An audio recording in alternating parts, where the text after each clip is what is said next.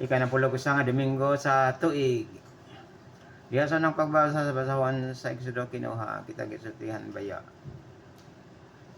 Ang mga Israelita gipili aron sa Dios maiya. Di nila hikalimtan nga bisan ang Dios mao itagiya sa tanan iya ang karasuran apan gipalabi niya sila sa uban. Bisan pa karon ang pinili nga katawhan ang mga Hudiyo na napulihan diya sa usa ka simbahan nga sa bunyag gitiban-an. O isip nasod kita nga Pilipino ang Israel sa bagong panahon, bugtong nasod nga gawas sa Vatican nagdili sa kontraseptibo o abortion. Ingon man pag-usap sa kahulugan sa kaminyoon. Kining masubsob nga mga linog ug bagyo larawan kini nga kita pinangga sa Ginoo kay niini ang dakong epekto nagmatirbangon o nagmalulion ang matang Pilipino. Ang mensahe sa unang basahon nga sa kanay kita magmapasalamaton ug ang kalipay sa amahang langit nun ang pagkasalaatan ng undangon. Ang pasalamat bisan pa sa atong pagkadili angayan kay kabus nga nasud uyamot sa labihan mga kaigsunan naglangyaw sa ilaing kanasuran na himong sulugoon ang pipila sa mga gamahanan. Apan kabulahanan di ay kini sa simbahan kay pinagi kanila nabuhi ang Eucharistikanhong kasaulugan. Salamat sa atong mga kaigsunan ang Dios nga nagsud-ong nalipay sa labihan. Tungod kita iyang gikahimutan sa kalipay ang Dios atong hatagan sa hingpit ang sala ato ng talikdan. At pa kita nga sa pagkapinili ang katawhan kita ngayon. Yo sa kadang pagbasa sa sulat ni San Pablo nga sa taga Roma, kita gisultihan niya ang Dios na pasakit o napakamatay tungod sa dako kayong mga gugma. Nga ang tao pwede sa iyang kinabuhi mutugyan tungod kay ang tao nga iyang gipakamatyan man buutan apan ang Ginoo bisan kita daotan. Siyang kinabuhi kita gibayloan. Ang mensahe sa kadang pagbasa igsuon nga kita magmaalagaron di kung sapian bisan krus o kamatayon si Kristo lang ang sundugon.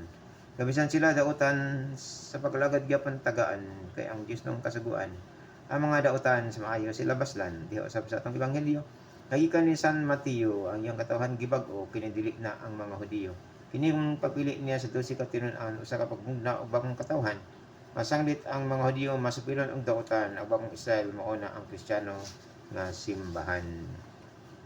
Paundangon ang pagka-fanatiko kay naay mga Kristiyano nga grabe modapig sa mga Hudiyo.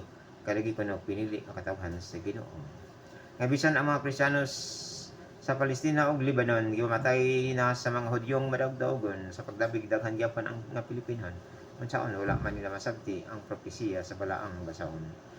O kining pagpili sa Ginoo tawag kini aron pagsangyo ang pagsangyo magpadayon Kristiyano maong molihok kita aron modaghan ang mamuo kay tinguha niya ang tanan makasulod sa paraiso.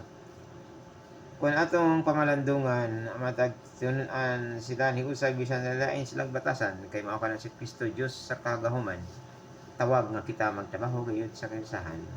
O gusto siya ang magsasangyaw sa ebanghelyo magkinabuhi sa kasimple o kayano kay mao kana si Kristo.